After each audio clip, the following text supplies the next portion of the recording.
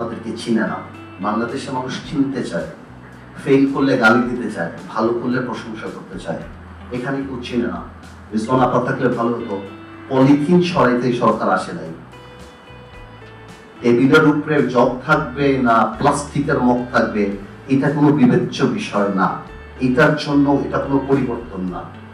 কোন পুলিশের jersey change হবে না, পুলিশের লোগো চেঞ্জ হবে, স্টেডিয়ামের নাম পরিবর্তন হবে, এগুলি মুখ্য ব্যাপার না। মুখ্য ব্যাপার যেটা, সেই সংস্কারের এখন পর্যন্ত আমরা রোড ম্যাপ পাইনি, আমরা জানি না। আরম্ভ করছেন, তার উপরে ডিপেন্ড করবে কবে যাবে। তবে আমি মনে করি এমন মানুষ সরকারের থাকা উচিত যাদের সাথে মানুষের কানেক্টিভিটি আছে।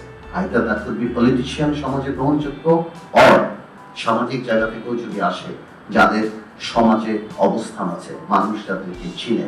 বিকজ সিইও টাইপ ভালো, অফকোর্স সিইও টাইপ যারা থাকেন, আমি কাউকে ছোট করছি না, তবে ব্যুরোক্রেটিক বা সিইও যারা থাকেন, ওনাদের সাথে সাধারণ মানুষ, ওনাদের যে সিদ্ধান্ত নেওয়ার প্রক্রিয়া, সেটাতে একটা হার্শনেস থাকে।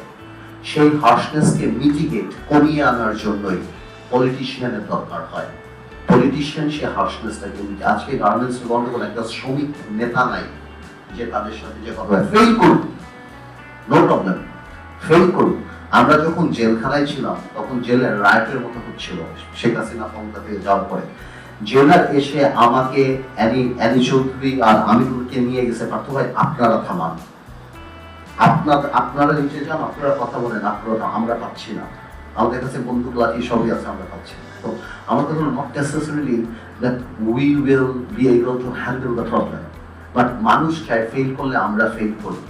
তো আমার মনে হয় এখনো আমরা চাই এই সরকারটা ভালো করুক। আমি ওরকম বলবো না যে এই সরকার যত সময় লাগে তত সময় থাকুক, না, সেটা কোনো কথা হতে পারে না। এবং সরকারের আমাদেরকে বিশ্বাস করতে হবে, কারণ আপনি এমন কোন আইন বানাতে পারবেন না যে আইন আমরা পরিবর্তন করতে পারবো না। সো আমাদেরকে কিন্তু আপনাকে বিশ্বাস, পলিটিশিয়ান, আমি আমার কথা বলছি না, আমাদেরকে কিন্তু আপনারা বিশ্বাস করতেই হবে। আমরা যারা রাজনীতি করি, বাইরে সে যদি ডেমোক্রেসি ফেরত আসে, আমরা যদি পার্লামেন্টে যাই, বিএনপি যদি কালকে ক্ষমতা যায়, আপনার সবাইকে গুটবুকে নিয়ে কিন্তু কাজ করতে হবে যদি আপনি সাস্টেইনেবল জিনিস চান। আর আপনারা যদি মনে করেন যে 100,000-এর পর আরেকশোটা আসলেই যদি এই বিলিভ করেন, তাহলে আপনারা দল গঠন করেন, আপনারা আসেন, আপনারা রাজনীতি করেন, আপনারা দেখেন রাজনীতি কেমন, তাহলে বুঝা যাবে। আপনারাও যেমন এক ভোট আছে, বাংলাদেশের মানুষেরও এক ভোট আছে। আপনারা দল করেন, আপনারা ভালোভাবে করেন, সংগঠন করেন, তারপর আপনারা বুঝবেন যে রাজনীতি কি। আর একটা একটা অ্যাক্টিভিজম, মানে হঠাৎ করে একটা ঘটনা ঘটানো বা এটা সেটা কি।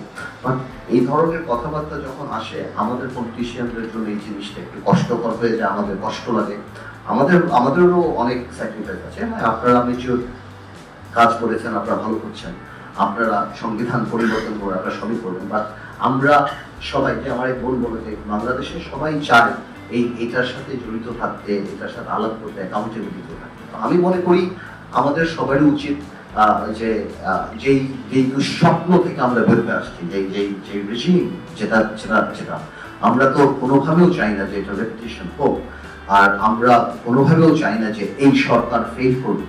So we are here to help this government, provided that the government feels that help is required. এটা আমাদের জন্য অনেক ইম্পর্টেন্ট।